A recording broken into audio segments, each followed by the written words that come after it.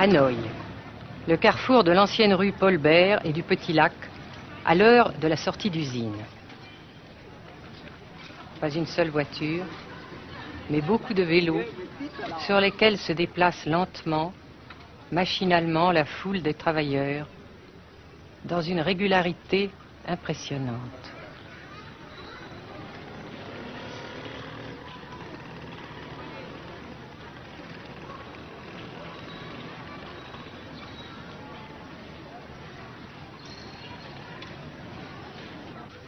La sensation que ce pays est anormal ne nous a pas quittés au Nord-Vietnam.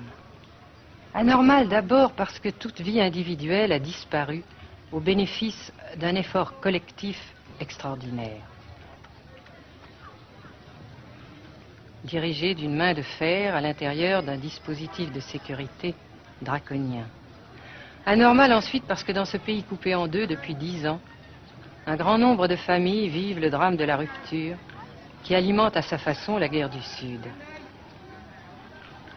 Est-ce que vous pensez, Monsieur le Président, qu'il y a une solution militaire à la guerre du Sud-Vietnam? Non. Parce que vous savez que le peuple Vietnam, c'est un. Et le pays du Vietnam, c'est un. Les Américains ont fait une guerre d'agression, comme qui dit, c'est une guerre non déclarée. Et, comme vous savez aussi, vous avez pu lire dans la presse, n'est-ce pas, mondiale, que plus la guerre prolonge, plus les Américains et leurs valets, n'est-ce pas, comment dire ça,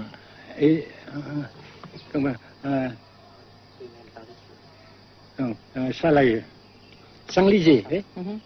Et plus ils supportent des échecs, comme vous savez récemment, n'est-ce pas? Par conséquent, la guerre ne peut pas durer éternellement. Et je suis très heureux que les politiciens haut placés français ont reconnu cela. Vous pensez que le général de Gaulle pourrait en quelque sorte, à un certain moment, arbitrer le conflit? Arbitrer, qu'est-ce que vous comprenez par le mot arbitraire? Nous ne sommes pas des équipes de football. Hein? Mais au-delà des accords de Genève, si je ne me trompe, une idée du général de Gaulle est la neutralisation de tout le sud-est asiatique. Est-ce que c'est une idée qui vous semble intéressante? Comme j'ai déjà dit quelquefois, c'est une idée intéressante. Mais ça dépend encore de la volonté de ces peuples et la manière comment on procède à réaliser. C'est une grande question, n'est-ce pas? Et je ne peux pas dire que je suis d'accord. Et je ne dis pas que je ne suis pas d'accord, n'est-ce pas? Mais parce que vous dites, par exemple, vous dites fleurs. Fleurs, il y a beaucoup de sortes de fleurs. Il y a des roses, il y a des blanches, des rouges, etc. Et il y a qui sont bons et d'autres qui ne sont pas bons. Mais on dit fleurs. Monsieur le Président, nous avons constaté avec chagrin qu'au cours de notre voyage au Nord-Vietnam, que l'influence française était devenue à peu près inexistante dans votre pays.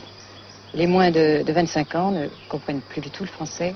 Et je me demande si, à votre idée, des rapports peuvent se rétablir tels que la France continue à jouer une sorte de rôle culturel ici. Avec la France surtout et avec tous les autres pays. Nous voulons avoir une coopération amicale, culturelle, économique, etc. Mais je suis sûr que vous ne voulez pas avoir, n'est-ce pas, que la France ait l'influence qu'elle avait avant. C'est une autre chose. Naturellement, c'est une autre époque. Mais coopération culturelle, économique, qu'est-ce qu'il y a encore, sportive par exemple, etc., n'est-ce pas, nous désirons. Si la guerre se cristallise au sud et se poursuit encore pendant quelques années, pensez-vous que l'avenir économique du Nord-Vietnam soit viable? Je suis sûr que c'est non seulement viable, mais ça progresse. Parce que vous avez vu vous-même, vous avez constaté vous-même qu'ici, nous travaillons beaucoup, notre peuple travaille beaucoup, avec abnégation, n'est-ce pas, et avec dévouement, avec enthousiasme. Et d'un côté, nous travaillons pour, comment dirais-je, principalement, n'est-ce pas, de nos propres forces, de nos propres... Et aussi, nous avons, n'est-ce pas, l'aide fraternelle des pays socialistes, n'est-ce pas. Alors, nous, jusqu'ici et après cela, n'est-ce pas, nous avons déjà réalisé des progrès. Pas très grand comme nous voulons, mais nous avons réalisé des progrès. Et dans l'avenir, nous progressons nous-mêmes. Mais vous mentionnez là l'aide des pays socialistes. Est-ce que cette aide ne s'est pas trouvée légèrement compromise à la suite du conflit idéologique entre la Russie et la Chine? Non, parce que ces questions, n'est-ce pas, différences idéologiques entre nos différents partis frères, c'est nos affaires intérieures. Ça passera. Et l'unité, ça se fera. Mais l'aide fraternelle continue et continuera. Et c'est très précieux pour nous. Bien sûr. Mais certains ont l'impression chez nous, Monsieur le Président, que le Nord-Vietnam se trouve actuellement assez isolé, asphyxié même, et que politiquement, il pourra difficilement éviter de devenir une sorte de satellite de la Chine. Qu'est-ce qu'on peut répondre à cela? Jamais.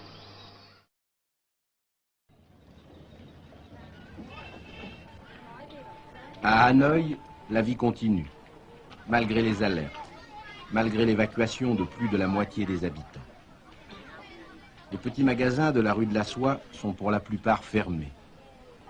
Seule la trêve du Tet et ses fêtes de famille devaient redonner pour quelques jours un peu d'animation à la ville, avec la traditionnelle branche de pêcher en fleurs, symbole du nouvel an lunaire et du printemps tonkinois. La trêve, malheureusement, ne fut qu'un espoir déçu.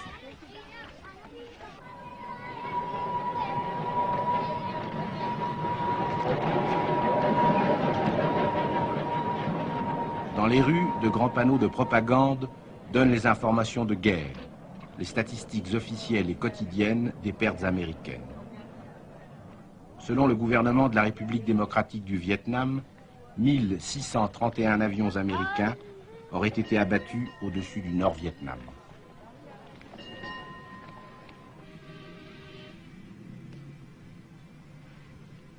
Le grand pont d'Oumer, construction métallique de 2 km de long à la sortie nord-est de Hanoï, assure toujours la traversée du fleuve Rouge. Sa sauvegarde est capitale. La défense antiaérienne du Vietnam, tant redoutée par les pilotes américains, dispose de nombreuses fusées solaires de fabrication soviétique. C'est la première fois que nous pouvons vous les montrer. Les rampes mobiles de lancement sont déplacées chaque nuit afin de déjouer les repérages.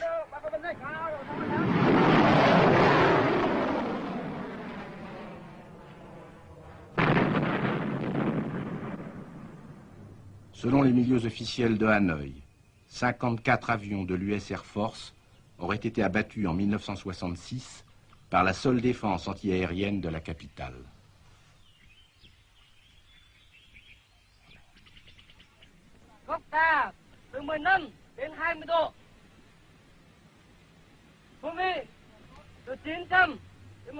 Pour la première fois également, nous avons pu voir les pilotes et les avions de chasse vietnamiens. Pour la plupart, leur formation a été assurée en URSS.